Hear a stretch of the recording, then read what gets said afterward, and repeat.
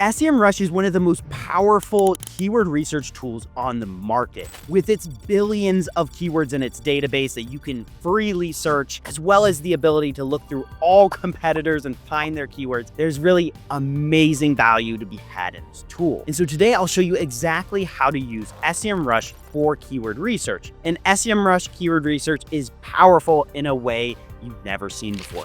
So we'll go through the SEO magic tool, we'll go through the organic research tool, which are the two main ones, and then we'll throw in a couple secrets here that I've learned from running an agency for the last 7 years. So let's actually jump into SEMrush and start checking out what this tool is, what it can do for your business, for your client's business, and for your SEO. So of course we have some AI powered stuff. Most of that's just something I don't pay attention to, but up here, we have something very nice, which is quickly check the performance of a domain or keyword. And this is how we're going to start off our keyword research. And I know to begin with, you're seeing all of this. God, there's how many tabs here. You will only use a very small number of these tools. For the most part, it's kind of just like SEMrush trying to show that it can do a ton of stuff. But really, the only modules we use within this section is just a handful that's going to do 80% of the work. And so don't get overwhelmed when you see all of these reports. For keyword research, you really only need, there's two main reports that will be spending 80% of our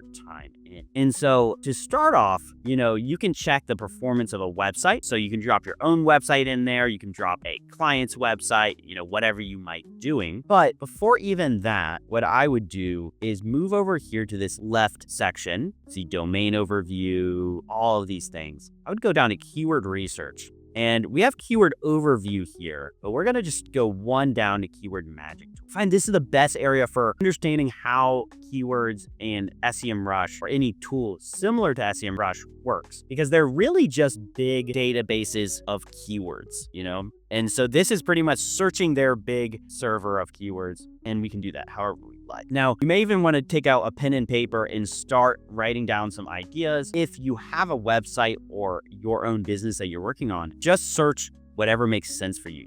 So if you sell dog harnesses, you might want to search dog harness. If you sell insurance, you might want to search insurance. If you're a lawyer, you might say lawyer or lawyer near me or DUI lawyer, whatever it might be, search that here and it will give you back a huge list of keywords from their database of keywords. And so we have dog harness, best dog harness, no pull dog harness, even harness for dogs. So this starts to give you a ton of keywords that already you could say, hey, I want to rank for, best dog harness.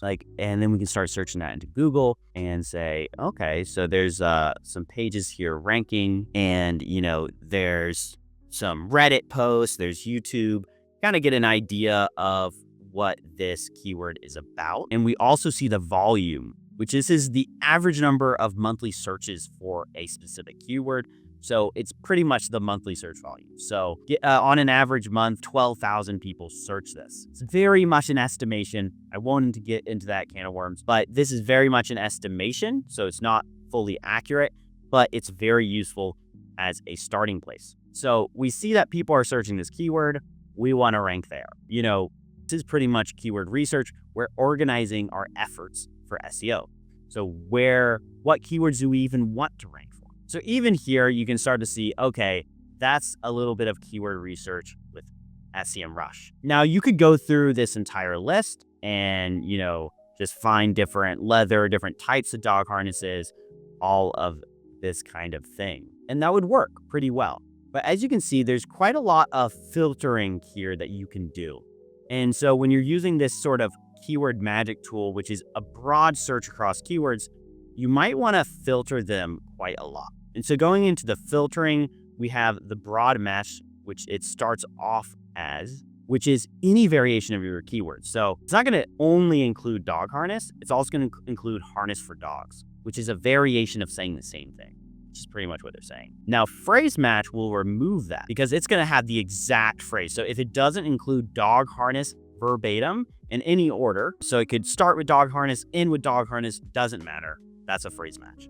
Now, if you want the exact order, so maybe you want just dog harness with, and you want it to only start or end with that, then you can kind of segment how you're searching here. So this gives you some more interesting, say, lower competition stuff. So you do have this keyword difficulty. We don't use keyword difficulty much, but it does give you a rough idea of how difficult it would be to rank for these. As you see, SEMrush is saying very easy, easy, and so on. Now, the volume for how many searches there are is actually almost a better indicator. So when I see these like dog harness with front clip, and then we have 390 search volume, that looks like a pretty nice keyword that we might want to go after, but we can only really tell competition by searching it on Google, which we'll do later.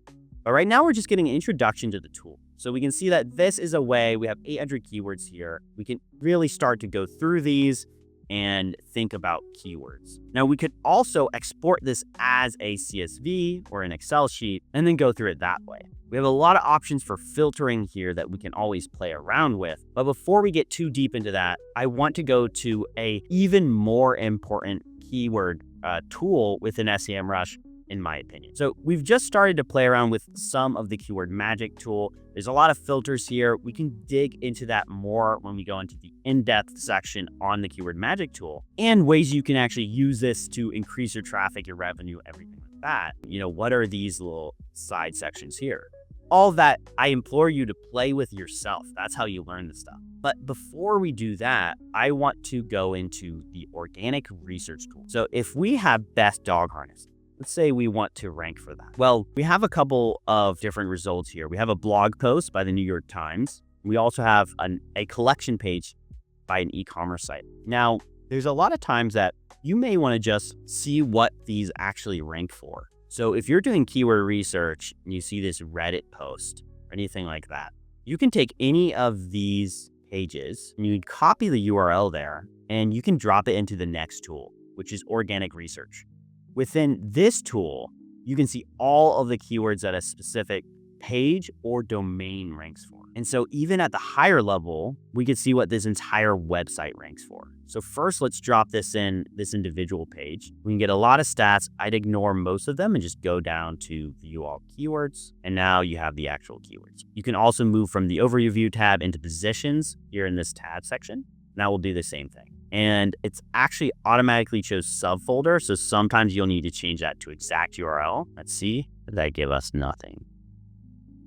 So not sure why it gave us nothing there for a little while, but it may have just been misspelled or something. So already we can see that this article ranks for 4,800 keywords. And it's not an article, it's actually a collection page, so a list of products. We can kind of see what it's doing. So we have a big number of searches from the brand name. We have dog harness itself, so one of the largest keywords, as well as best dog harness. And we can see all of these relevant keywords. So if we were creating comfortable dog harness, all these things, if we were creating a collection page on dog harnesses, we might want to include all of those keywords in our content, or at least, have them somewhere on the page. You see they're doing some FAQs, etc. And so being aware of some of these keywords can be useful for optimizing a given collection page or anything like that. We can also check the New York Times, see what they're ranking for. And here we have some, search intent differences where it looks like people may want a blog post or a collection page. And so here you see this article is mostly just best, right? It looks like almost all of these are specific to that best term, while the other one was including all kinds of different, like general terms. This is all top rated, good, best for this, best for that. And so if we were writing an article, we'd want to take all of these keywords for the most part and think of it while we're writing our article. So we might want to have a section on best no-pull dog harnesses, best harnesses for small dogs, etc. And, we can take a look at this article and see if they did anything like that. They're the New York Times, so it's a little bit, they can get away with a lot, but even you can tell here they're already using some of these different types of dog collars and stuff like that are likely incorporating a lot of these keywords to be able to rank better. And so this tool is extremely useful. And not only can you do that with the individual pages, so you can keyword research for individual pages, which is really useful when you're creating a content for a specific page. You can also put in their entire website and just kind of understand the entire niche of a specific niche. So you might say, I'm in the dog harness area, so I want to check out what this roughwear website is ranking for. And we can see dog collar, dog leash, dog collars, dog paw, right? So they're ranking for almost just tons of, I guess it would be dog apparel terms, dog coats. Like all of this is hilarious. And they're ranking really well. And so this way we can see all the keywords they rank for. So perfect for spying on your competition. I remember back in the day in the SEO community, it was a big thing of spy on your competitors, steal their keywords. This is just the basic idea, is that you're going through here and you're looking at their keywords, and then you can figure out, hey, like, do I have a page for dog clothing? You know, I sell dog clothing, but I don't have a page for it. Maybe I should create one. Start organizing things. And if you go over to the second tab, or this useful tab, which is pages, this is really useful because it will give you all of the pages, organic pages that a specific website is ranking for, given by their traffic and number of keywords. So here we can already see that dog harness page is their top page. It's getting tons of traffic, 27,000, I believe this is monthly. But then after that, it's the dog collars page, the dog boots page. So if you were selling dog clothing and you didn't have a boots page, maybe you had a shoes page, or you had something that was similar but not quite boots, that would be a useful area to say, maybe we should create our own page on that term, you know, or maybe you don't have hands-free leashes. So you have a collection page on leashes, but not hands-free. And then you can just drop in here. You can click, I believe you can just click the URL or the keywords, and you can just go into that organic report for just this individual URL. And here we can see all the keywords. So if we were going to create a page on hands-free leashes, we'd want it to rank for as many of these keywords as possible. We'd want to keep them in mind for our content, for our internal links, for our overall SEO efforts. So keyword research organizes SEO efforts, and it's super important. If you don't have it correct, things can go haywire. And so this organic report, I find to be the most useful report out of any in SEMrush or any of the other competitors, because it is so useful. You can just get all the keywords for a given content, given topic. And also you can steal your entire strategy. If you go to root domain, you can steal the entire strategy of someone else's keyword research, right? So you don't have to start from the scratch like with the magic tool. Although we'll go in just a second to how the magic tool is really powerful too. You really can just, you know, hey, look through this report and you can start stealing their content, the blog topics, whatever you want to do. Now, the keyword magic tool is interesting because it is their full database. So on dog harness, we have 24,000 keywords. So there's a lot of cool stuff you can do with this. You know, not to mention you can upload this to ChatGPT and you can start exploring stuff, but also you can just search any of these to find other competitors. And at the end of the day, I think the best keyword research is competitor keyword research. And that's what we're kind of talking about already. The magic tool is almost best just for, you know, you could, like, if you actually sold dog harnesses, I would recommend going through, you know, all of this. I would filter it a little bit and then go through the full list, especially if you're a new website, etc. Can be very useful. But in general, if you search any of these keywords, you'll start to find the competitors. So Tactipup, right? And then you can just drop Tactipup within SEMrush. And then now you view all keywords and you have all of the keywords handed in a platter to you. And in this report, you have dog collar, tactical dog harness, you know, all of this here, personalized dog collars. And then you can also go to the pages report and see all of these too. So a personalized dog collar, I'm not sure if that other website, this roughwear website, even had that page. So you're kind of taking research that's already been done by multiple people and checking it out. Now, the term personalized dog collar would also appear on if you search dog collar within the SEMrush tool. And I like to keep it on the phrase match. But you'd have to go through 66,000 keywords just to find that one that seems to be an opportunity that this website has already picked up on. And so all of this, in my opinion, is the best way to do keyword research. Now, within both of these reports, you see this filter menu. So let's talk about the elephant in the room and start talking about filtering keywords. So you have a few options in both reports to filter keywords. Now let's take that dog harness in the SEO magic tool and just start to explore a little bit more about how this can be used. If we sell dog harnesses and we have a keyword like dog harness that has all of these different variations, but 30,000 keywords, is quite a lot to go through, we can start to filter it down by various things. So I guess the easiest filter is that if you just want content, so you already have the collection page on Dog Harness, but you want to talk about some content, some blog posts, etc. You can click questions here, and it will just give you all the questions. So these are like words that include how, why, and all that. So how to put on a dog harness, how to measure a dog harness, and all of these kind of things. Now you'll see a lot of repeating of similar topics that are just worded differently. But already we have 2,700 keywords there, and that puts down our effort a lot if we just want to promote dog harnesses. Now, what I would recommend is, creating a separate page on each type of dog harness. So this is where you can't really just click on the questions, because you have no pull dog harness, you have tactical dog harness, you have all these different, dog harness 4X. And essentially when you're filtering, you'll be looking for some patterns. And, we already see that with and for, that both would come with some interesting keywords. So, you could just search dog harness 4. Now you only have 3,000. And this will probably include most of the, almost all of these could be collection pages or blog posts or anything like that. And it could be very useful. But before that, I would recommend just filtering this initial list. And so you can filter by a couple things. If we go down here, we talked about the different keyword matching, but really you only want to use broad or phrase. Otherwise, it doesn't matter too much. So we can use broad for here. We still have 40,000. Languages doesn't usually matter. It's going to be in English for the most part. This is in beta mode. I mean, I guess you could change it to English if you want.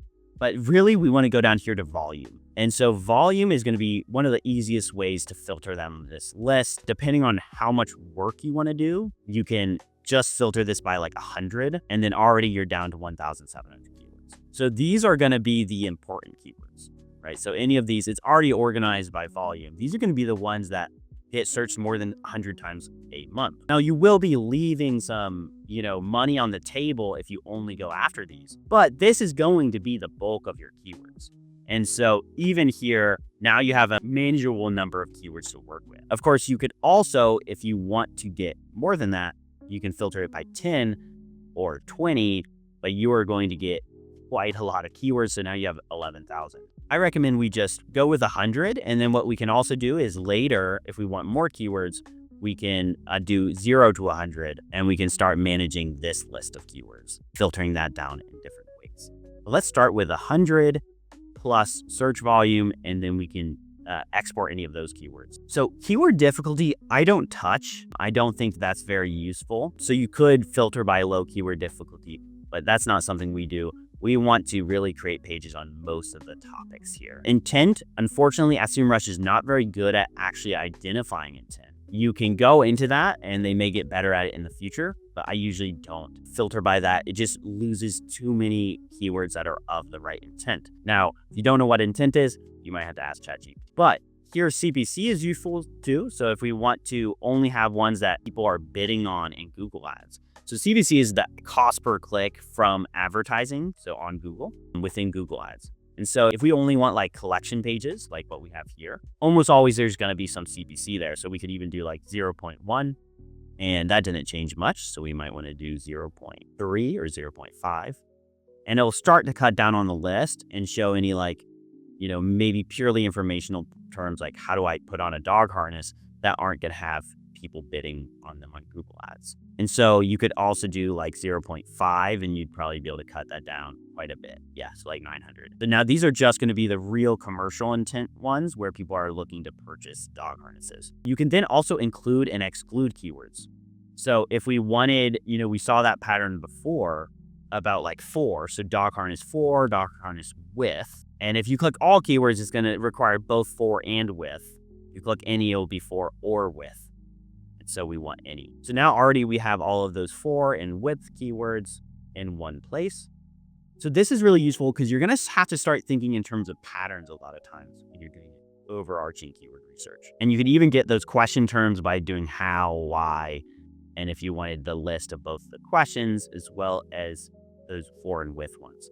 So sometimes that's useful, especially if you have a huge list of keywords, because you can even drop in Amazon and then put in includes keywords only dog harness and then see, what they rank for. Remember, all of these are also included in this competitor organic research area. Sometimes they're hidden in the advanced filters, so like the includes keyword. But any of this functionality you can do both in competitor research as well as that magic tool. So I would say the next most useful for just filtering the list is exclude keywords. So already if we searched on this, we can find stuff that doesn't apply to the client or to your business. So something that's almost never going to apply is other brands. So you might have Top Paw, let's see, Kong. I believe that is another brand. I'm not an expert in dog harnesses, but some of those are definitely going to be, we want to go actually into exclude.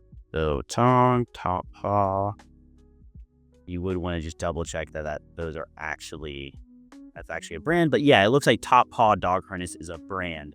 And so it has search volume, but the likelihood of you ranking for another brand is very low. And so you can exclude that here. Now, there's also a lot of cases where you can get a lot of leverage just by excluding keywords. So maybe you don't sell tactical dog harnesses, or you don't sell no pull, right? There seems to be a ton of no pull, but maybe no pull is just something you don't believe in.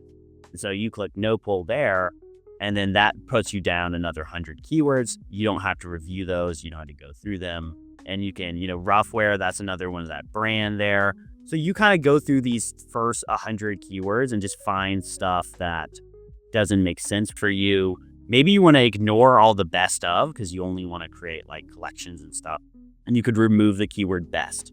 So this is where you can really get creative and filter down on the list. And so I'm just going to really remove those because in this scenario, it's not really needed. And you can get, more complex by advanced filters. But in this video, it's just an introduction. So I would probably shy away from that for now. Very rarely used. Next, we want to actually export this list of keywords. We can export as a CSV or an Excel, whatever you feel comfortable with.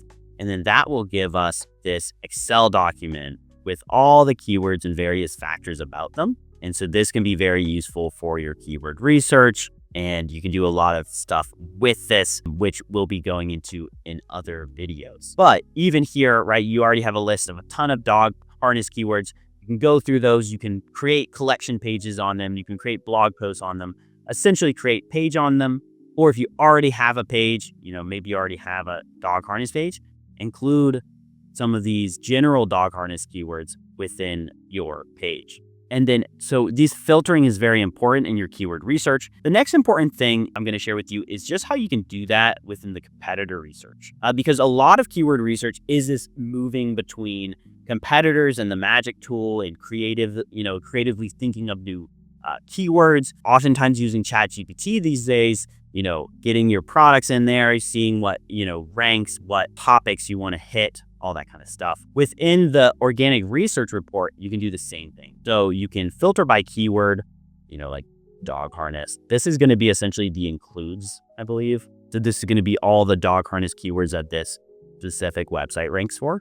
And so that's going to be including dog harness. You can search by position. Now, this is very useful because you can, if you're trying to rank for something like best dog harness, what we talked about before. So you want to write an article on best dog harness. And you pop in this specific page here, and I like to change it to exact URL so we don't get any funny business if they had a subfolder. You have 10,000 keywords here, but if we filter position where they actually rank on Google and we filter that the other way, so from low to high, we see there are keywords included in this list that are ranking position 100 on Google. And, the way to hide a dead body is on the second page of Google. So we probably don't even want anything on the second page. So at the very least, we want the top 10 results. So if this URL, if this blog post isn't ranking in the top 10, we don't want it. So that brings it down already to 800 keywords. And even there, you have a lot of keywords where they're ranking number 10, which, we're seeing some brand names here. Best harness for Shih Tzu is kind of interesting. Maybe that could be an opportunity keyword. But vest, they're not even talking. I guess a dog harness is a little similar to a vest, but still a little bit strange.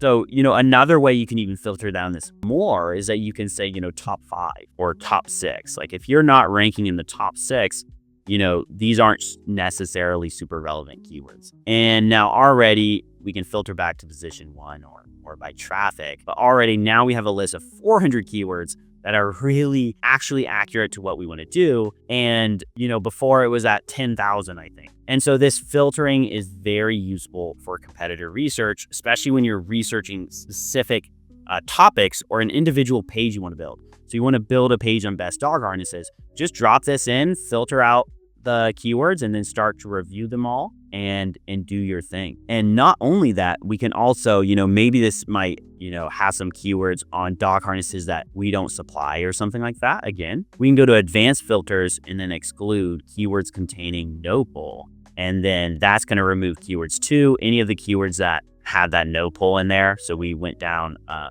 few dozen keywords there, and that can be useful. We can also separate by volume if we care about that. So we can be like, only 20 search volume or more. Now, if I'm building an article, I don't care too much about search volume. I'm mostly just looking for the relevant keywords, but still, there's just as many filtering items here as before. Now, those are the main factors of keyword research. Those are the main things in SEMrush that you're going to use. You're going to be mixing between the organic research report and the SEO magic tool, and you're going to be filtering, you're going to be exporting, you're going to be searching on Google. The most important thing is always to search on Google. Take any of these keywords, search it on Google, and analyze it yourself. And not only that is you can find tons of keywords here, all over the place on the Google search results. So lots of opportunity for searching those on Google and you kind of figuring out your plan. You can also use the keyword manager tool, which would allow you to any of these keywords that you've been looking at. You can actually click them here and you can copy them, or you can add them to a list.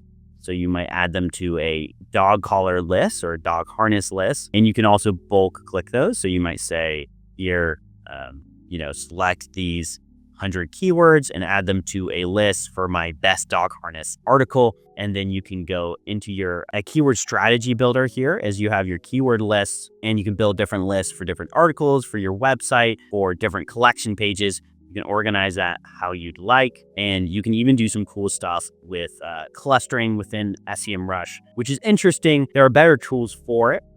Keyclusters.com is our favorite, but it still does a fairly good job, and you can build some pretty interesting stuff with this. Then that's how you can manage the entire keyword research process really within SEMrush itself. Now, one report before we go is just the domain overview report is very useful too when you're doing competitor research. It's similar to that organic research report, but it will give you a couple other graphs. So it'll tell you like the organic traffic over time, which is super useful, and it will give you all of these metrics. Then you can drop into the organic keyword research that way. So there's a lot of good stuff within SEMrush. Your main tools are going to be the domain overview, the organic research, keyword magic tool. Those are your real power hitters on SEMrush for keyword research. Thank you guys so much for watching. I hope you learned a ton about SEMrush keyword research today in our video. So give it a like if you learned anything. Add any comments. We're pretty active, so we'll reply to you and answer any questions, and maybe it'll be an idea for a new video. So we appreciate it a ton. Subscribe if you're interested in SEO, AI, SEMrush, all this kind of stuff. We run an agency, so we're constantly playing around with new tools, and we share that all here. Anyway, thank you so much. I appreciate your time. Do let me know if you are interested in SEO services. We also offer those, and you can find information in the description. So thank you so much. Have a great rest of your day.